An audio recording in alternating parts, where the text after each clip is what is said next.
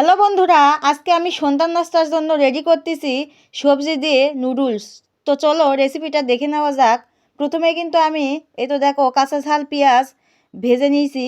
নেওয়ার পরে ওখানে আলু আর ফুলকপি দিয়ে দিলাম। এখন পরিমাণ মতো হলুদ আর লবণ দিয়ে দিলাম। এরপর ভালোভাবে নেড়ে চেড়ে দিয়ে এখন একটু আমি এটাকে ভাজা ভাজা করে নিব।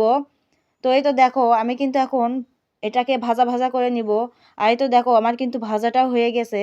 আর এর পর্যায়ে আমি কিন্তু আগে থেকেই নুডলস আর ডিম কিন্তু রেডি করে রাখছিলাম। এইগুলো আমি এখন এই সবজির মধ্যে ঢেলে দিলাম আর ভালোভাবে নেড়ে চেড়ে দিলাম যাতে সব কিছু মিশে যায়। এই জন্য আমি ভালোভাবে এইগুলো নেড়ে চেড়ে দিলাম। এই তো দেখো এরপরে কিন্তু আমি মশলা ছিটিয়ে দিলাম। আর এই তো দেখো আমার রান্নাটাও কিন্তু প্রায় হয়ে এসেছে। তো যাই হোক, আমার রেসিপিটা কেমন লাগলো অবশ্যই কিন্তু জানাবা। দেখেই কিন্তু বোঝা যাচ্ছে খেতে কিন্তু অনেক স্বাদ হবে।